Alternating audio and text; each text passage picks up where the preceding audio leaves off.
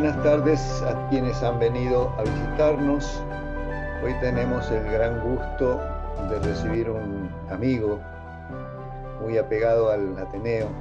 Se trata del doctor Guillermo Pensado. Él es licenciado en Geología de la Universidad Nacional de La Plata en 1993, Master of Science en Exploración Mineral de la Universidad de Queen de Canadá en 2000.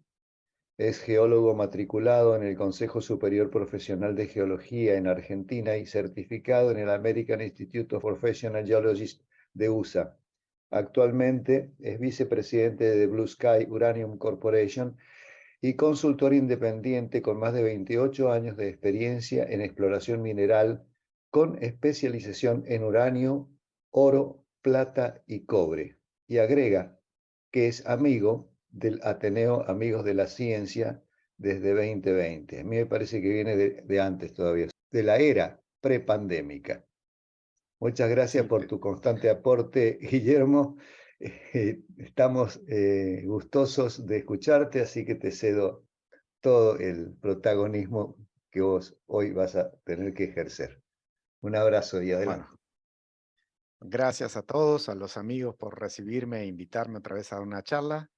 Tenés razón, Eduardo, desde 2019, ya esto de la pandemia nos confundió un poco, pero bueno, aquí estoy otra vez trayendo temas a este Ateneo de amigos sobre, en este caso, un tema particular que siempre fue considerado importante, que es el aprovisionamiento de minerales específicos para ciertos desarrollos tecnológicos, pero que en los últimos 20 años ha empezado a tener un valor estratégico más remarcado por la situación geopolítica mundial, más la, la transición hacia una era digital y de energías más limpias, y porque todo ese cambio que se está viendo en estos últimos años ha requerido para la industria minera todo un cambio y un desafío, porque empezaron a requerirse nuevos minerales que antiguamente no se requerían, y cuando digo antiguamente, hace pocos años atrás, como esta imagen de la carátula donde se ve la fábrica de baterías para autos eléctricos reclamándole a la industria minera que por favor le den los provean de minerales, y la industria minera, que es una industria que lleva todo un proceso de muchos años y que no es tan fácil poder cumplir con esos desafíos a veces en corto plazo. Pero estos desafíos también representan oportunidades, y un poco vamos a ver después qué representa estos desafíos para América Latina y particularmente para Argentina y Mendoza. Entonces, bueno, vamos a empezar con la charla. En los últimos 20 años o más empezó a verse una aceleración en la transición digital y energética, más aún desde la pandemia. Hay estudios que demuestran que desde el 2020 en adelante el entendimiento de esta transición digital y principalmente el desafío de la transición energética hacia energías limpias ha aumentado considerablemente, y esto aceleró un proceso de desarrollo que genera también desafíos. Porque si vemos, por ejemplo, en este gráfico donde se muestra la cantidad de kilogramos de metales necesarios en un motor convencional en relación a un motor eléctrico, vemos que las necesidades son sustancialmente diferentes. Lo que decía, si comparamos entonces la generación de energía a través de diferentes fuentes, vemos cómo también la generación de energías limpias, como la eólica, que son las dos superiores, tanto de offshore como onshore, o la solar, requieren mucho más elementos, no solo números, sino también en volumen, y esto representa un nuevo desafío de los últimos años. Si lo vemos específicamente para las energías limpias, vemos, por ejemplo, cómo la demanda de metales por los diferentes tipos de energía en la columna de la izquierda, no se ve bien la columna, pero son millones de toneladas de metales requeridos. Eso es para 2020. ¿Cuál sería su proyección de requerimiento, de demanda de esas energías al 2040 en 3 escenarios diferentes? El primero, el más conservador, es manteniendo las políticas o el escenario actual de desarrollo tecnológico, que solo en ese escenario, que es el de mínima, implica duplicar la demanda de metales. En el segundo escenario para el 2040 es desarrollando políticas de más desarrollo sostenible. Y en el último, ya pensando en una meta de balance cero de emisiones de CO2 para el 2050, donde la demanda se sextuplicaría respecto al 2020. O sea, el desafío que se está generando para la industria minera es realmente importante. Si vemos ahora particularmente qué es lo que está demandando, vemos, por ejemplo, otra vez en estos gráficos, en el índice de la vertical tenemos 1 como la demanda requerida en 2020 y su proyección al 2040 de tierras raras en 2 escenarios, por ejemplo. El primero es siguiendo las políticas o los escenarios actuales, y en el segundo considerando políticas de mejor desarrollo sostenible. Vemos que en un escenario medio entre ambos deberíamos aumentar nuestra oferta desde el sector industrial minero, nuestra oferta de minerales de tierras raras entre 4 y 5 veces. En molibdeno entre 2 y 3 veces, algo parecido para el cobre, algo parecido para el sílice, y en algunos casos es todavía más marcado, como por ejemplo en el litio. Se ve que en un punto intermedio entre esos 2 escenarios al 2040 estaríamos necesitando aumentar la oferta entre 20 y 25 veces de lo producido en 2020. En el grafito casi unas 15 veces, en cobalto algo similar, unas 12, 13 veces lo que se produjo en 2020, lo mismo el níquel, y también para el manganeso es importante. O sea, esto ha representado para la industria minera un cambio de paradigmas y un cambio de estrategias, no solo para los productores, sino también para todo el encadenamiento de refinamiento y provisión de estos elementos. Veamos particularmente el cobre, que lo habrán visto en los primeros gráficos, la importancia que tiene el cobre en todas las energías, eso lo sabemos. Y esto es solo como ejemplo, tomando el gráfico que estaba en el flyer de la charla de hoy.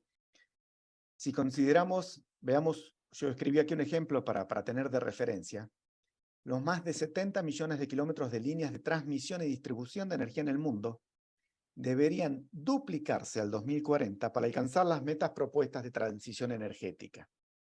O sea, prácticamente deberíamos duplicar la demanda actual anual de cobre.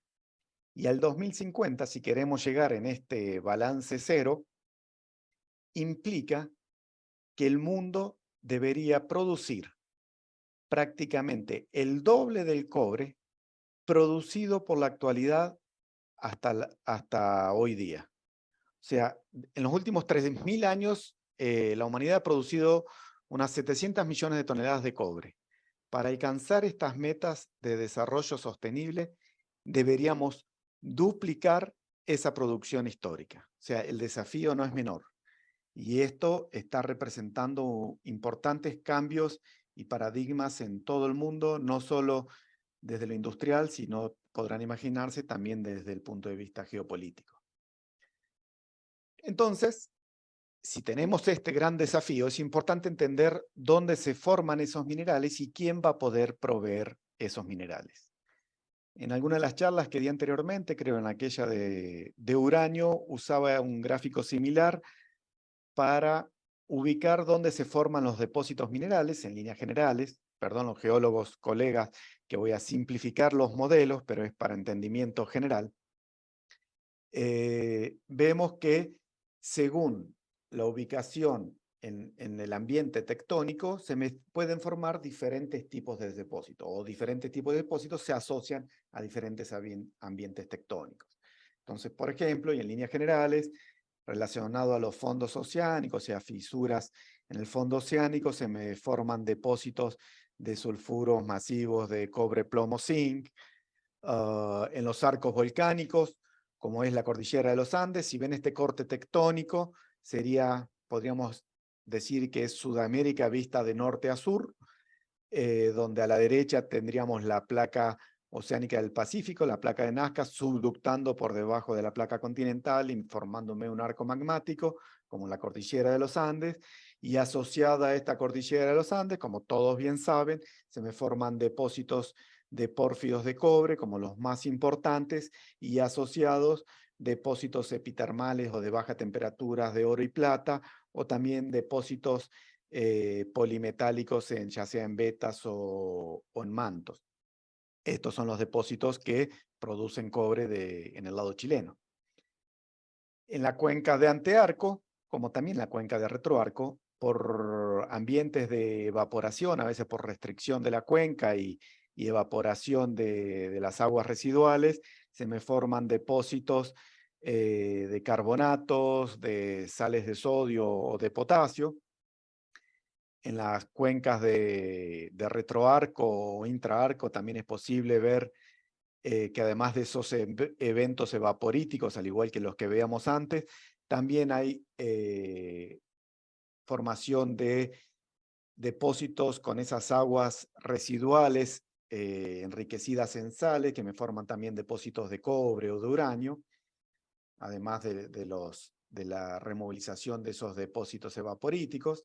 Esto es un ejemplo de esto, de estas cuencas de intraarco o retroarco, es lo que es la cuenca neuquina y el depósito de potasio en Mendoza.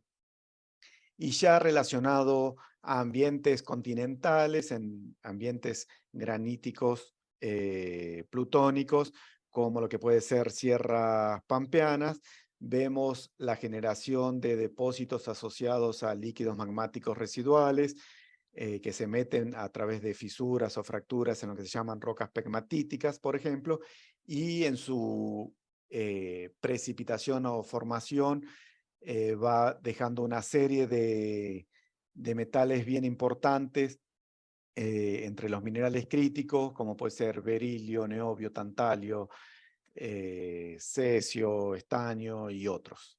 O sea, entendiendo esto, que los depósitos se forman en diferentes ambientes, tenemos que empezar a ver quién va a proveer esos depósitos. Pero hasta ahora le estuve hablando de depósitos minerales mayoritarios.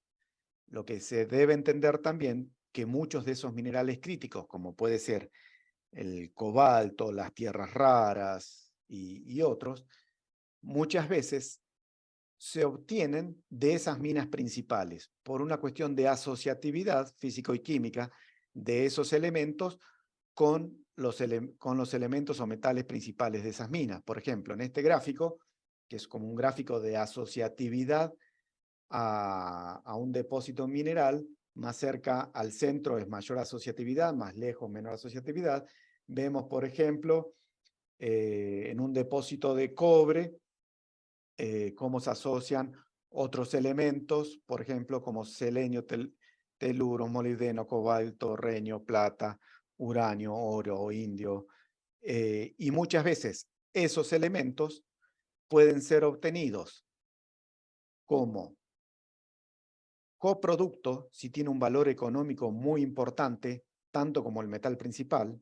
Por ejemplo, el cobalto hoy día mayormente se produce en minas de cobre y níquel. Otros se pueden llamar subproductos, que son productos que van a ser recuperados eh, más adelante en el sistema productivo minero, en las refinerías, donde la cantidad de volumen de concentrados de minerales que mueven les permite alcanzar un nivel de concentración de estos elementos que le permite recuperarlo económicamente. Y quizás no lo pueden hacer en la producción primaria de la mina. Entonces, vemos acá, perdón que todo eso está asociado a quién lo produce. Pero además de quién lo produce, por esto que estamos hablando de que muchos elementos son procesados recién en la fase de refinamiento o procesamiento, es importante reconocer, bueno, hoy estoy con dónde se producen los minerales y quién procesa los minerales. Entonces, este gráfico muestra muy bien, los primeros son para ejemplificar en los combustibles fósiles. Por ejemplo, vemos que Estados Unidos, Arabia Saudita y Rusia son los grandes productores de petróleo. Sin embargo, cuando vemos quiénes procesan o quiénes refinan combustibles, Estados Unidos sigue siendo importante, pero entra a jugar un rol importante China y todavía aparece Rusia. Pasamos ahora a los minerales. Chile, todos reconocemos que es el principal productor de cobre del mundo, pero cuando vemos quién procesa cobre y quién refina cobre, vemos que el principal productor o productor secundario, podemos decir, ya procesado, es China. Cuando empezamos a ver casi todos estos minerales que tenemos en la lista, vemos el rol fundamental que China está jugando en esta provisión de minerales estratégicos y críticos. Y esto, se pueden imaginar, empieza a generar toda una evaluación geopolítica de la dependencia de unos países a otros. Entonces empiezan a ser importante no solo entender quién lo produce, sino además quién lo procesa y cómo es la cadena de aprovisionamiento de esos minerales. Entonces, vamos a hacer algo antes de seguir avanzando, tratar de definir qué son los minerales críticos y estratégicos para saber de qué estamos hablando. Un poco lo fui explicando, pero vamos a darle ahora una definición, que en realidad no hay una definición precisa, sino que como cada país lo considera a través de puntos diferentes, cada país tiene su propia definición prácticamente de qué son minerales críticos y estratégicos, pero esta definición trata de resumir las diferentes posiciones y es que son aquellos minerales esenciales para la manufacturación de productos que hacen al desarrollo económico, la transición energética y digital, la salud, el desarrollo espacial y la seguridad de los países, y cuya cadena de producción y aprovisionamiento es, para aquellos que se consideran críticos, es considerada vulnerable en la actualidad o de alta criticidad. Y se aclaró también que no incluye minerales combustibles, como el uranio, como tampoco el agua o minerales industriales. Esto es algo que cambió en los últimos años, hasta hace poquitos años estaban sumados, ahora dejaron solo los elementos necesarios para la manufacturación de productos que no son por sí mismos minerales combustibles. Y entre los estratégicos son aquellos donde no es actualmente considerada vulnerable la cadena de producción y aprovisionamiento o de baja criticidad. Esto es, por ejemplo, el cobre. Hay tantos productores de cobre en el mundo, diversificados en tantos países, hace que no se considere realmente vulnerable, pero sí su producción es de alta importancia para el desarrollo económico local y global. Vimos la importancia que el cobre tenía para todas las energías, entonces no es que es vulnerable su producción y abastecimiento, pero no hay que dejar de pensar que es muy importante en casi todos los sectores, pero además es muy importante localmente para aquellos países que lo producen. Y esto es donde, por ejemplo, para Chile, la producción de cobre representa un desarrollo económico estratégico. Entonces, tenemos que empezar a entender qué es esto de criticidad y el valor versus el valor estratégico.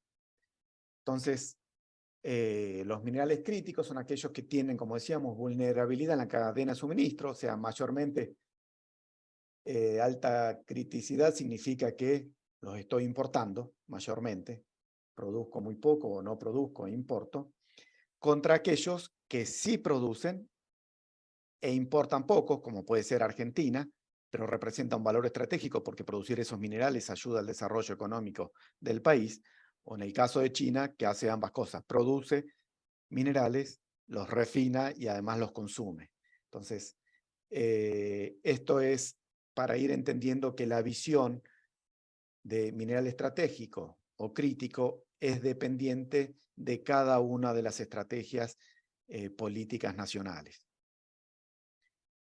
Para definir el nivel de criticidad de los minerales hay diferentes metodologías, desde unas bien básicas como esta matriz, donde pone diferentes elementos y los empieza a dar un valor de 1 a 3, según, por ejemplo, su riesgo de material, cuánto es el consumo global o la posibilidad de ser sustituido, o también el riesgo de aprovisionamiento, cuán escaso es el mineral en la geología o en la corteza, cuánto está monopolizado por ciertos países.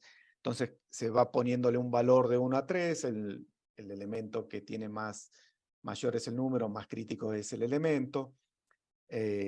Aquí hay otros ejemplos de gráficos.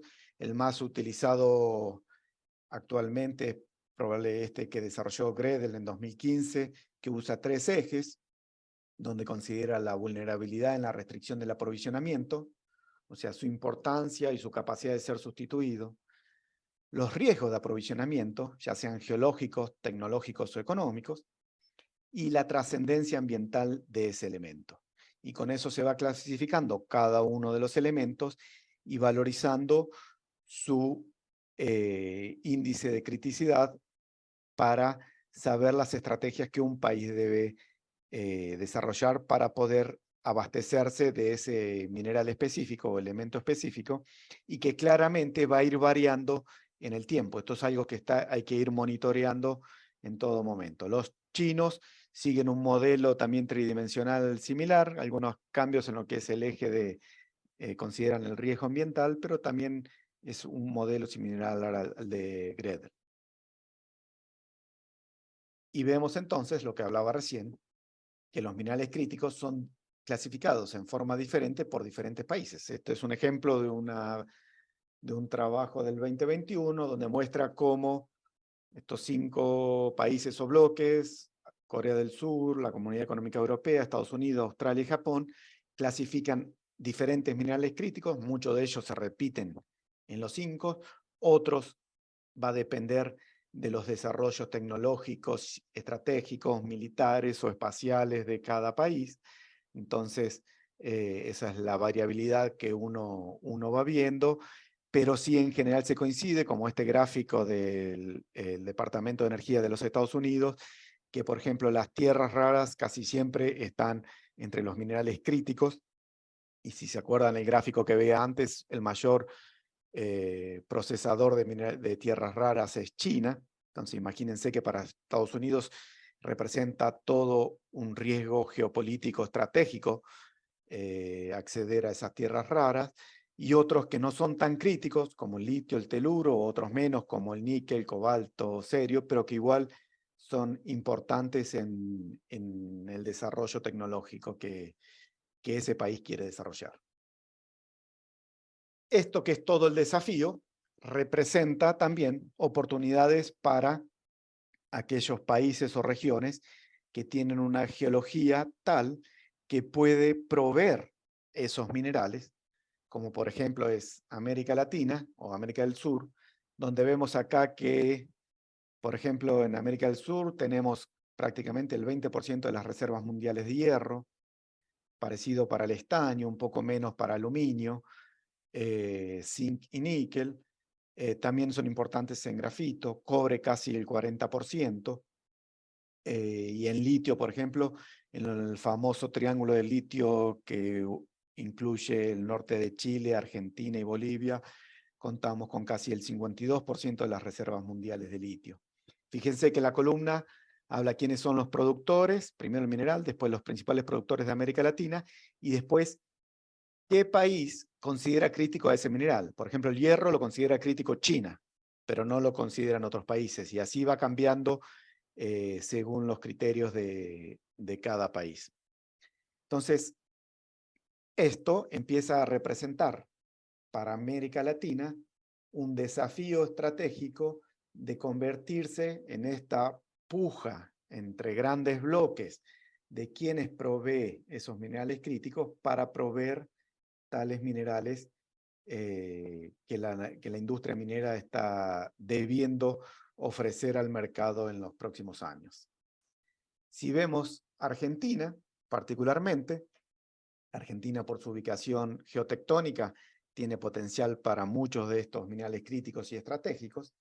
En este primer mapa del Servicio Geológico Minero Argentino, justamente tratando de ubicar dónde se encuentran potencialmente los depósitos de minerales críticos y estratégicos, muestra cada uno de esos colores o fajas de colores, muestran diferentes edades geológicas con potencialidad para contener en este caso, depósitos de cobre. En este, por ejemplo, vemos las fajas metalogenéticas para depósitos de oro y plata, o sea, los depósitos epitermales de menor temperatura. En esta otra está relacionado a cuencas de intraarco o retroarco que pueden contener secuencias evaporíticas o depósitos de cobre y uranio. Y entre las evaporitas, como vimos charlas de Paula Tognoli en el anterior, la formación de esas salmueras de litio con potasio y boro, que representan actualmente el triángulo del litio que tanto se habla y que está representando un fuerte potencial de desarrollo para el país. Y relacionado a los ambientes graníticos, por ejemplo, de las sierras pampeanas, tenemos esos otros depósitos que veíamos en el gráfico del modelo geotectónico, que contienen rocas pegmatíticas ricas en litio, berilio, estaño o wolframio. Piensen que, por ejemplo, estas pegmatitas proveían en la Segunda Guerra Mundial, eran grandes exportadores de wolframio, que en ese momento era uno de los minerales críticos principales. Hoy día cambió un poco, quizás litio es el que representa el mineral más estratégico o crítico en este momento de esta suite de minerales, porque recordemos que el litio no solo se produce a partir de salmueras o rocas evaporíticas, sino también se produce, y en realidad es la principal producción hoy día en Australia, a través de litio en roca, como minerales como unas micas o el espodumeno, donde son ricos en litio y de ellos se produce este elemento que se usa en las baterías. Actualmente, Argentina tiene su foco o está produciendo mayormente minerales de oro y plata, de ambientes epitermales, esto que hablábamos asociados a los arcos volcánicos, y vemos cómo Santa Cruz es la principal productora, con casi el 50% de la producción mineral del año pasado viene de Santa Cruz, con oro y plata. Le sigue San Juan, con 2 minas, Veladero y Guaycamayo. Después, en importancia, viene Jujuy, con plata a partir de minas polimetálicas de plata, plomo, zinc, como es mina Pirquitas. También produce algo de estaño, creo todavía. Y como ven, empieza a aparecer el litio como un mineral importante en la producción. Salta está produciendo oro también a partir de la mina Lindero, pero también produce tradicionalmente boratos y litio, al igual que Catamarca, que también produce algo de oro de farallón negro y litio de la mina Fénix. Esto significó para el año pasado unas ventas aproximadas de unos 4.000 millones de dólares en 17 minas metalíferas. No estamos hablando acá de las minas de rocas de aplicación o industriales. Pero fíjense la potencialidad que representa este nuevo escenario global para Argentina con, por ejemplo, lo que vengo hablando ya reiteradamente, el triángulo del litio, este ambiente geológico que también abarca Chile y Bolivia, de cuencas en ambientes volcánicos que generaron cuencas cerradas donde se evaporó el agua y se fue concentrando sales como el litio, los boratos y el potasio. Actualmente todos estarán leyendo en los diarios o habrán seguido la importancia que se le está dando en el país. Esto se traduce en que prácticamente hay 17 proyectos avanzando desde evaluación económica preliminar en adelante, algunos representando expansión de minas ya productivas, como la mina Fénix y Olaroz, que están tienen planeado invertir en los próximos años casi 6.400 millones de dólares para comenzar a producir más de 300.000 toneladas de litio de cobre equivalente, lo que representa más de 16.000 millones de dólares al año. Imagínense, solo en el litio estamos hablando que estos proyectos de avanzar cuadriplicarían la producción actual mineral argentina en metales. Pero además de eso, también hablamos del potencial de cobre, que todos reconocemos muy bien del lado chileno, y que en Argentina actualmente ya existen 8 proyectos en diferente estadio de desarrollo, desde otra vez de estudios económicos preliminares a factibilidad económica, que en los próximos años estos 8 proyectos requerirían inversiones por más de 22.000 millones de dólares, que permitirían producir más de 1.100 millones de toneladas de cobre, que representan más de 10.000 millones de dólares anuales. Argentina estuvo produciendo desde el año 97 hasta hace muy poquito, a partir de la mina Bajo de la Lumbrera en Catamarca, pero actualmente no está produciendo cobre. Y esto podría recuperar la producción de cobre nacional, mayormente relacionado a la cordillera de los Andes en el sector sanjuanino, aunque también hay un proyecto importante, muy importante en Salta, otro en Catamarca, y en Mendoza tenemos el proyecto San Jorge, que es de mediana escala. Ahora, ya que estamos hablando de Mendoza, vamos a empezar a hacer un zoom en la potencialidad de Mendoza para ofrecer minerales críticos y estratégicos a este mundo que va hacia una transición digital y energética, para poder tener un desarrollo más sostenible.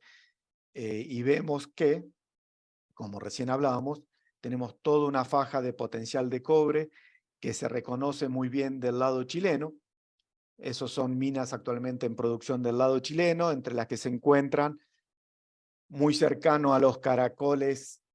Cuando bajamos de aquí, vamos a Santiago o la costa chilena, terminamos los Caracoles. A pocos kilómetros al sur de la ruta se encuentra el mayor complejo minero productivo del mundo, el clúster Río Blanco Los Bronces, que produce aproximadamente 600.000 toneladas de cobre cada año, lo que representa unos 5.000 millones de dólares al precio actual de cobre.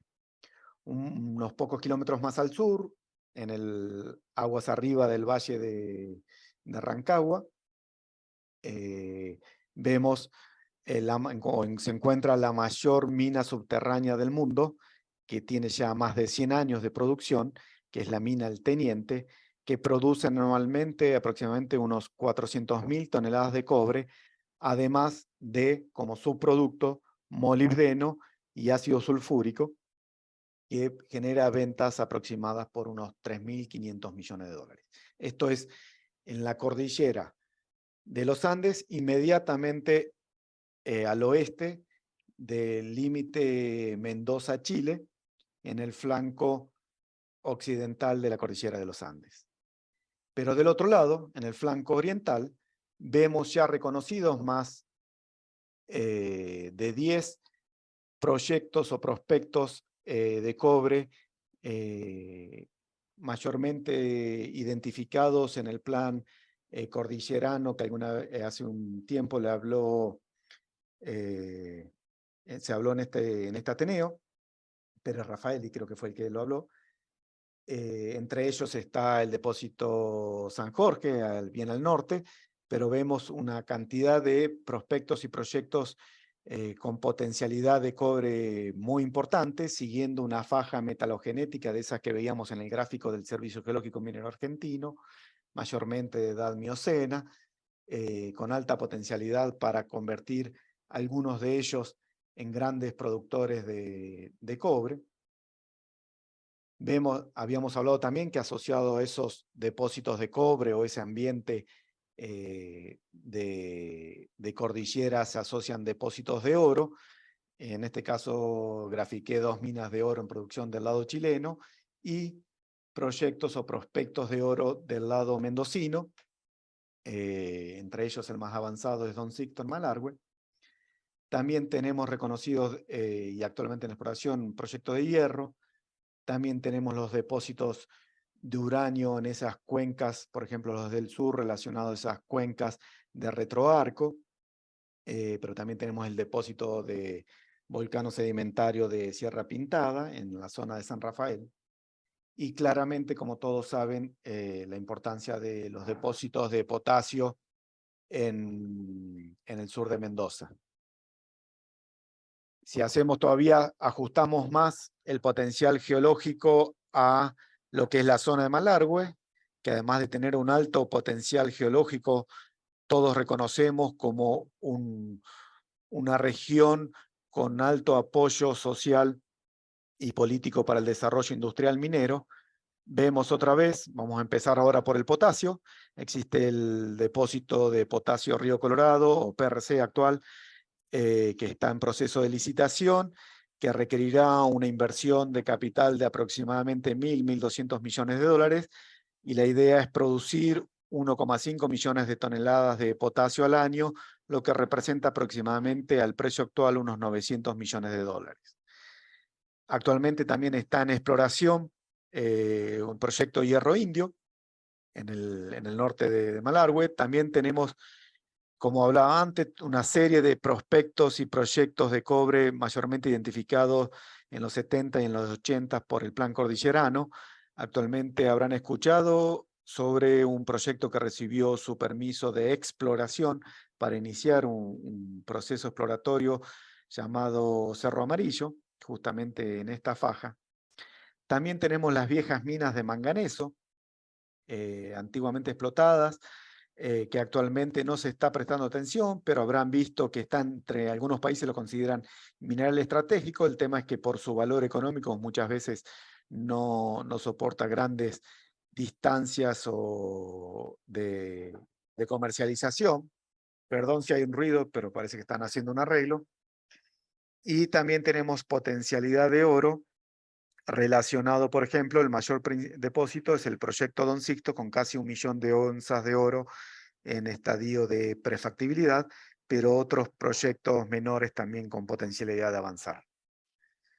Esto es lo que tenemos de potencialidad, y además, perdón, me estaba olvidando, y eso que me dedico a eso, las potencialidades en depósitos de uranio y vanadio, como las minas Huemula o Abotada, relacionado a estas areniscas rojas del Cretácico, que continúan hacia Neuquén y Río Negro, y que representó, por ejemplo, la mina Huemula o Abotada, la primer mina en producción de uranio en Argentina, que entró en operación en el año 1952. Y esto estamos hablando de dónde podemos producir minerales para el mundo, pero además tenemos que pensarlo desde una forma estratégica para Mendoza, no solo en generar minerales para el mundo, sino también desarrollar un clúster industrial con desarrollo de empresas asociadas, tanto de servicio como de desarrollo tecnológico. Y vemos aquí cómo es necesario a través del proceso industrial minero una cantidad de servicios que ya desde la exploración empiezan a tener un alto impacto económico, sobre todo porque en estas primeras fases casi todos los servicios y contratistas son locales, yo diría más del 90%, sobre todo en Mendoza, que provee muchos de esos servicios que se van a ir desarrollando y perfeccionando, porque la industria tiene niveles de requerimientos de competitividad y técnicos de desarrollo avanzados, que incluso puede migrar su experiencia y conocimiento hacia otras industrias, como pasa incluso entre, por ejemplo, la petrolera y la minera, tienen un gran un gran pasaje de conocimiento de un sector a otro, pero también puede migrar hacia otros sectores económicos, como por ejemplo todo lo que significa desarrollo de hotelería, catering, logística, comercialización a otros sectores como puede ser el turístico, por ejemplo. Entonces, esto que se va desarrollando localmente tenemos que potenciarlo no solo para que desarrolle esta industria, sino que tenga la capacidad de desarrollo tecnológico y profesional para que sus servicios sean reconocidos en otros sectores económicos, alcanzando como máximo un momento, un punto que esos servicios puedan exportarse. Entonces, genero un sector económico diferenciado ya del sector que le dio origen, como podría ser en este caso la industria minera. Si vemos cómo se representa esos números, qué importancia tiene eso, vamos a tomar, aquí hay varios ejemplos, pero vamos a tomar el caso de Chile, que creo que es el más próximo y el que más reconocemos todos, para un producto bruto minero de unos 46.000 millones de dólares, esto es de hace unos pocos años, vemos que las compras locales representaron para Chile más de 20.000 millones de dólares. Compárenlo con el total de la producción minera metalífera del año pasado en Argentina, que era de 4.000 aproximadamente. Esto es 5 veces más solo en compras locales relacionado a la industria minera. Además, estas empresas de servicios o proveedores asociados a la minería son los grandes empleadores de personas.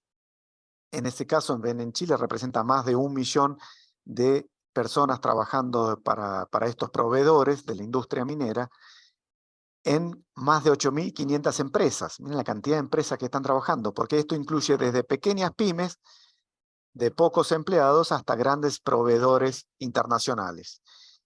Y también en el caso de Chile, que tiene un alto desarrollo tecnológico y viene trabajando en la especialización de estos sectores, ya muchos de estos servicios son reconocidos internacionalmente y sus servicios son exportados, generando una fuente de recursos más allá de la producción minera primaria.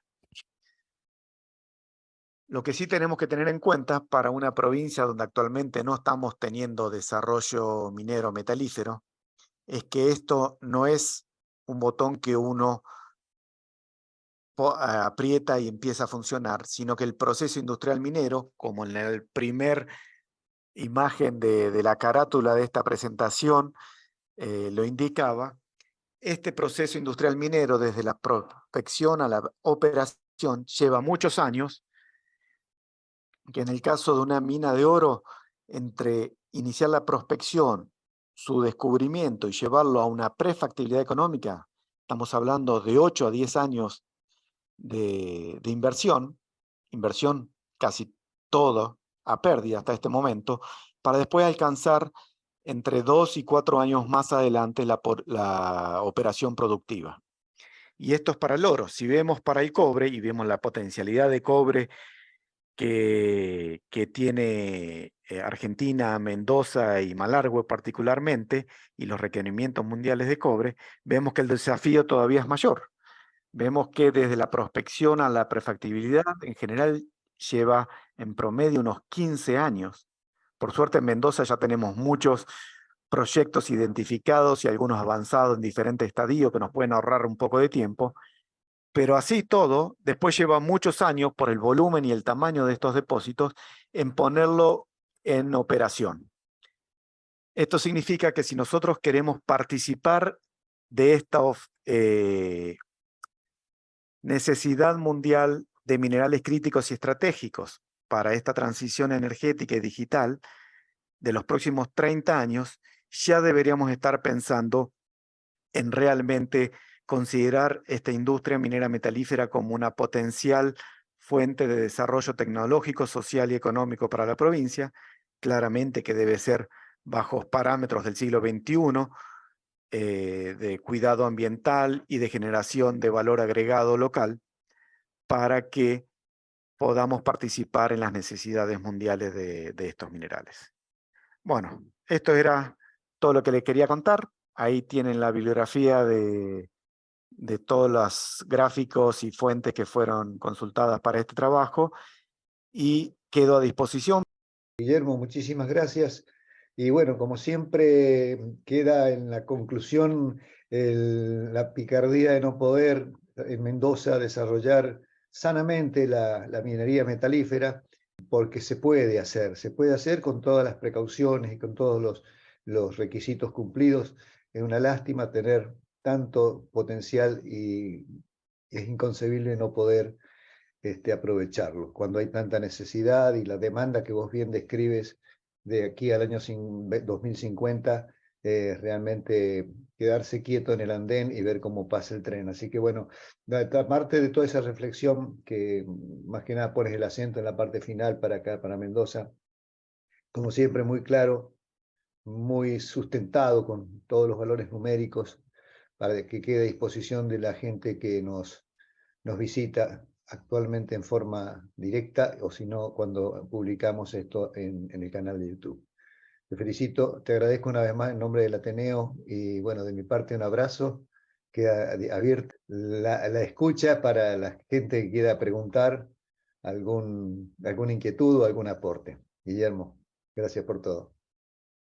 Aquí estoy a disposición. Gracias, Eduardo, como siempre, tus palabras.